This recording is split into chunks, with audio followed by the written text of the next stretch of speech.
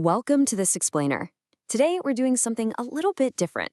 We're going to decipher the sheer power of the ancient Achaemenid Empire, but we aren't using modern textbooks to do it. Nope. We're looking at 19th century etchings and some incredibly meticulous Latin translations of lost languages. Get ready, because we're about to hear the highly orchestrated voice of King Xerxes calling out to us right from the deep past. Just picture this. Sweeping, desolate ruins. Monumental pillars still standing tall against the horizon. This is actually all that's left of Persepolis, a massive palatial complex that once commanded the known world.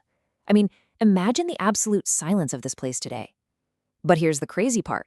If we know how to read the stones, this quiet landscape is actually echoing with the calculated propaganda of a single man. Translated into Latin by early scholars, that voice booms out. Ego Xerxes sum, rex magnus, rex regum. I am Xerxes, the great king, king of kings. Talk about an entrance, right? This wasn't just some historical footnote. It was a direct, absolute order. Xerxes wanted you, specifically you, to know exactly who was in charge. Okay, so here's our roadmap for the tour today. 1, the grandeur of Persepolis. 2, messages in the mountains. And 3, a royal alabaster artifact.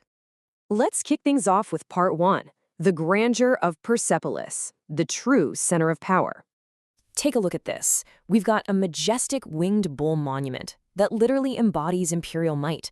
But right next to it, detailed transcriptions of wedge-shaped cuneiform text. This perfectly illustrates how that staggering stone architecture is directly tied to the written language carved right into its surface. So the monument isn't just art to look at, it's essentially a giant stone billboard.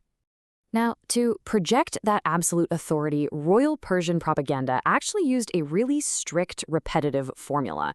It's kind of like a recipe. First, you give praise to the supreme god, Ahura Mazda. Second, you list the king's incredibly boastful titles. Third, you legitimize the lineage, usually pointing straight back to Darius. And finally, you highlight the specific building accomplishment. It's highly structured and deeply, deeply intentional. So check out this Latin translation from one of those cuneiform blocks. It reveals Xerxes claiming that not only was he made king by Ahura Mazda, but that the very creation of the earth, the sky, and all of mankind were ordained by this exact same god. Wow. Xerxes is literally aligning his political rule with the creation of the universe. Basically, treason wasn't just a political crime, it was a direct challenge to the cosmos itself. Moving right along to part 2, messages in the mountains, and how he expanded his reach. If we trace this geographical journey outward, we can see exactly how Xerxes marked his territory. We start at the capital in Persepolis, travel out to the rock face of Mount Alvand, and finally reach the distant Urbs Vanum, or Van Citadel. He wasn't just stamping his name on buildings, folks. He was literally stamping it on nature itself. Check out these 2 massive rectangular inscriptions carved directly into the rugged stones of Mount Alvand. I mean, we're out here in a jagged mountain pass, miles and miles away from any palace, and yet that standard royal formula is deeply etched right into the stone. It's a huge assertion of power over the untamed landscape. It's Xerxes saying, hey, even the mountains belong to me. And then, even further out, we hit the Urbs Vanum, the Van Citadel. Just look at the imposing, sheer vertical scale of this rock face. Imagine the intense danger and the immense labor it took to carve political messages all the way up on this cliff, towering over the plains below. Even if no one could read it from the ground without a viewing glass, it didn't matter. For the empire, simply having the message present up there was absolutely crucial. Now, the Latin translation of this specific inscription holds a really fascinating historical anecdote. So King Darius, who was Xerxes' father, actually ordered the rock to be smoothed out for writing, but he never actually added the text. Later on, Xerxes capitalized on this. He ordered his own accomplishments to be inscribed right in the blank space his dad left behind. Talk about a spectacular piece of ancient PR, right?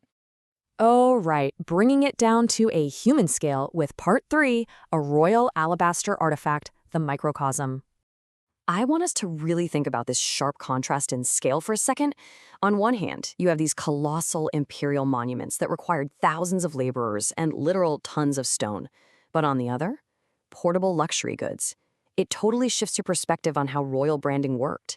Xerxes wanted to make for sure that his absolute authority permeated every single level of ancient society, from the distant mountain horizon lines all the way down to a fancy dinner table.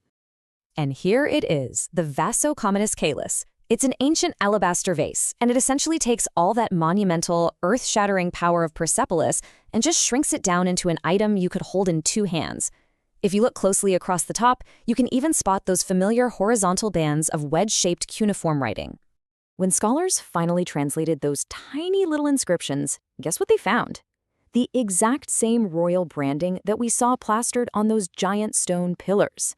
It says Xerxes Rex Magnus, Xerxes, the great king. And right next to the text is this etching of the king just calmly battling a lion. So despite its tiny size, the message is completely unyielding. His authority was everywhere. There was literally no escaping the voice of the king. So this whole journey, from those giant palatial ruins, out to remote mountain passes, and finally down to a simple little vase, it really leaves us with a profound realization. It shows us the impermanence of empires, but also the incredible permanence of the written word. I mean, Xerxes' empire fell, but his voice survived in the stone for centuries, just waiting for scholars to decipher it. Which leads us to a really fascinating question to ponder today. What modern monuments will survive thousands of years to tell our story? What messages are we leaving in our own stone? Thank you so much for joining me on this explainer. I really hope this deep dive into the past has sparked your curiosity.